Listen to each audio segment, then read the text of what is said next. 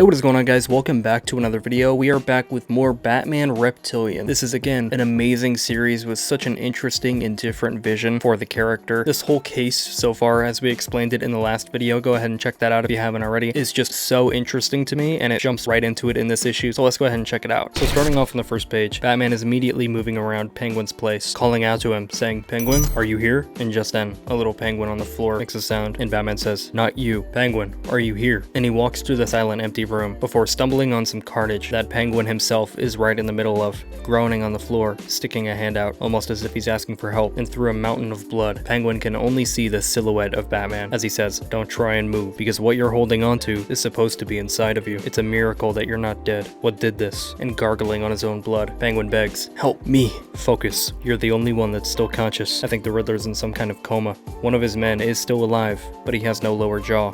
Mad Hatter and Scarecrow are in the ICU. I'm not being allowed access. No one else can tell me what's out there. No one else can help me stop this thing. Whatever did this to you, I need you to start talking about it now, before someone dies that doesn't deserve to. It didn't want us. Penguin cries through blood. Well, what did it want? Don't know. Hit us and quit like it was tasting.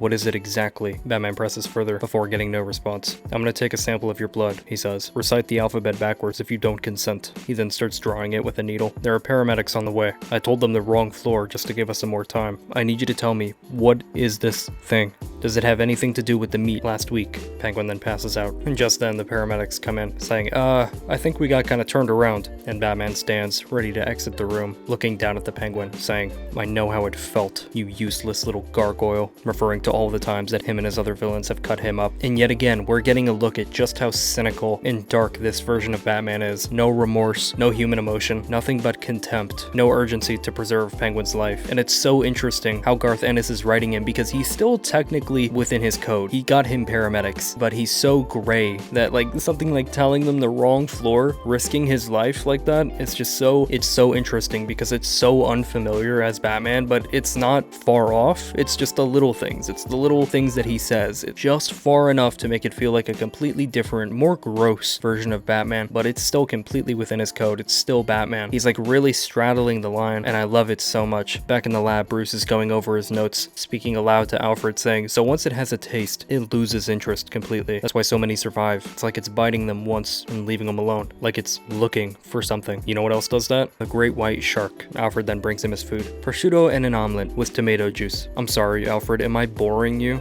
"Heaven forbid. Airborne sharks on the loose in Gotham. Please do go on." And then there's the question of how the beast fits in the wheelchair, obviously referring to the heavyweight champ from the first issue. "Oh my god, are we still talking about this?" Bruce says. "Tedious of me, sir. I know. Quadriplegic is such a loaded word." "Look, Alfred, among my peers," and Alfred cuts him off. "Or those who imagine themselves to be my peers?" He asks. "It's not what I was gonna say. Among my peers and in the underworld, I enjoy a reputation for excess. Now, whether that's deserved or not is up for debate, but let's be honest, the reputation of Batman, striking fear in the heart of criminals even when the law fails to provide justice, has served me very well, and I think you'd agree. And therefore, I argue it's worth maintaining. So, if," and then Alfred cuts him off, "Oh, is that what you were doing? Maintaining? Preserving your good reputation? Will there be anything else this evening, Mr. Bruce?" And Bruce, annoyed, turns back to the computer saying, No, there won't be." "Alright, Penguin," he says, looking at the blood results. "What did it leave in your blood?" He then gets a call from Volkov. "Hey, so,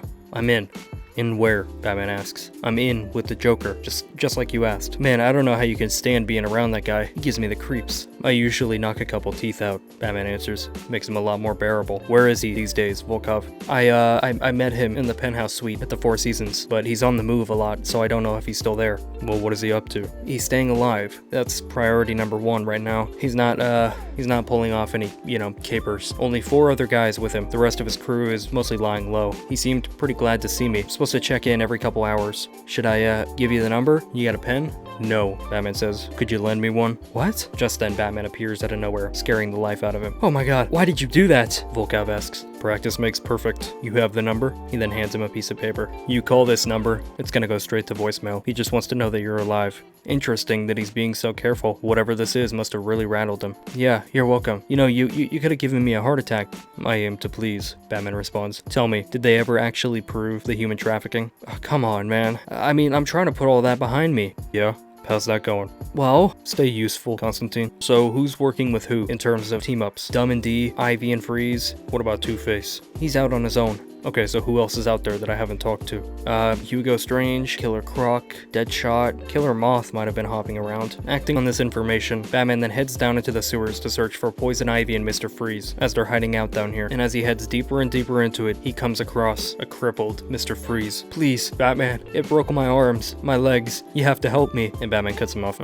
We thought we were safe here. We had 30 men, all armed. Where did it come from? The floor? It came in the same way you did. It went out through the floor. It knew the tunnel was down there and smashed through 6 inches of rock. Bruce then uses his bat tape to tape up the helmet before heading off to find Ivy. He then comes across a mutilated body, seemingly a woman who has no hair, blood dripping down the side of her face. Ivy? Batman asks. Have you been scalped? He then calls an ambulance, and EMTs come and retrieve the 2 villains, rolling them out on stretchers, and thinking everything over, Batman sits there and thinks about all the clues in the case so far. Same thing again, he says, mutilated just enough to give the beast a taste before it flees. He then flashes back on what Volkov told him the night they met. It felt like there was something in the air, almost so strong you could smell it, he says. Batman then starts questioning some of the goons that were there with Mr. Freeze. Were you two at the meet? He asks. Last Friday, the one that nearly became a bloodbath. No, they say. No, we only signed up with Mr. Freeze today. We heard he was recruiting. I mean, everyone was. He said he'd take all the guys he could get. Was anyone who wasn't there attacked tonight? I don't know. I don't think so. Polly and Bobby were there, and that thing just about tore them in half. But the rest of you got out, intact, ignored? I guess so. The pheromone. It's not from the bite. They were marked at the meet.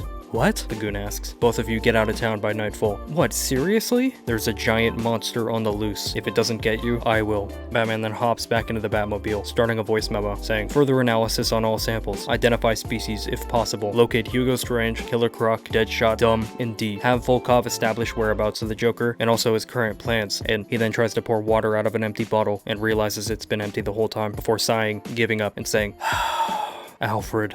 And that is where the issue ends. So he is just tracking these things down, seeing what this thing is doing to his entire rogues gallery, and trying to get any information where he can. Whatever this beast is, it marked everybody at that first meet that we heard about from Volkov in the first issue, and it's just tracking all of them down to bite them for whatever reason. We don't know why. It's clearly not for survival, and really we don't even know what this thing is. We can obviously get a hint from the name Reptilian, but that doesn't really give us much. So such an interesting mystery. I love the gore of it. It's so out of the norm for DC. Like, comics in general kind of cover dark material, but it never usually goes this dark, right? To the point where it's ugly and kind of hard to watch. But that's why it's so refreshing. That's why I love it so much. It's so unique and different, and I can't wait to talk about the next issue. So if you want that, make sure to comment down below, leave a like on this video, subscribe if you haven't already. But yeah, that is the video. Thank you for watching.